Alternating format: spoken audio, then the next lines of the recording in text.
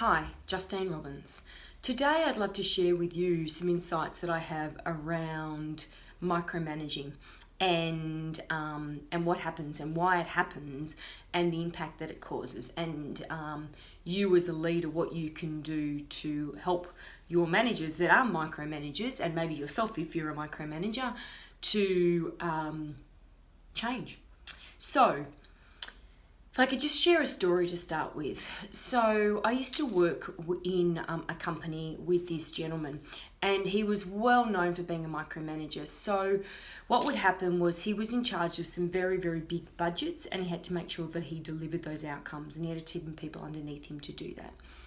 So he would check in with them every single day, quite often a few times a day, on how they were going with outcomes and how they were going on achieving their outcomes.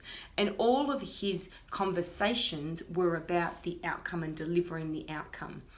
And because he was going to them so often, 2 and 3 times a day, every single day, he actually stopped interacting with them other than when he was talking to them about outcomes. So as a result, these team members of him, every time they saw him coming, they're like, oh, here he goes again. And they would get tense and they would get concerned because it would be outcome, outcome, outcome. And there was no human contact. So there was no, how are you? What's going on? How can I help you? So as a result of this, because he didn't want to hassle these employees, and it sounds a bit silly because if you're on the other end of being micromanaged, it definitely feels like you're being hassled. But he didn't want to hassle his team. He just needed to deliver the outcomes. So, and he had years and years and years of experience of, if I keep pressuring and pressuring, keep talking and talking and talking, we'll get where we need to go. But the impact is the people that worked for him didn't feel like they were valued for being humans and who they were. They didn't feel like he cared for them. And that couldn't be further from the truth. He did, but his behaviours didn't demonstrate this.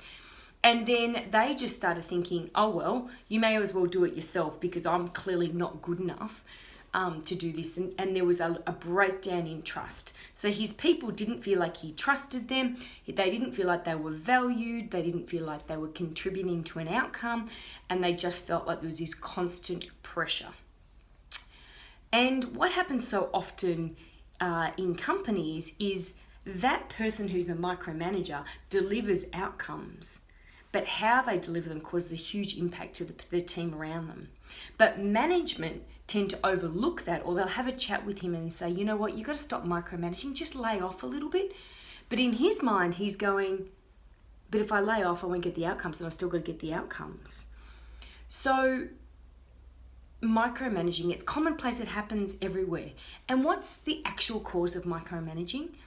It's the fact that the manager, hasn't transitioned from a technician. So a technician is where you do the doing and you're the expert at that activity, and you do it, to a manager, which is how do you teach your team to do that and manage them accordingly. So he hadn't transitioned from technician, for him doing it, to management, and he hadn't built in any systems in place on how he could get the outcomes out of his team without constantly just going in personally and checking.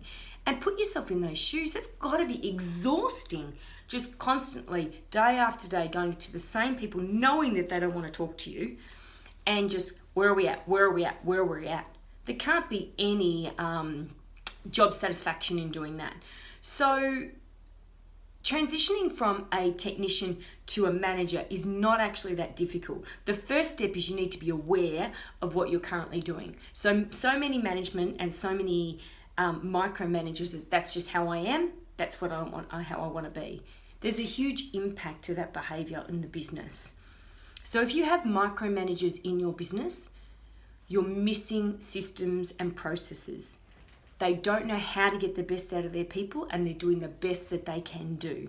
So if you want to change their behavior, you actually need to help them to build systems and accountability, and convert from looking at just the outcome to what are the inputs and the activities to drive that outcome, and change the way they have conversations.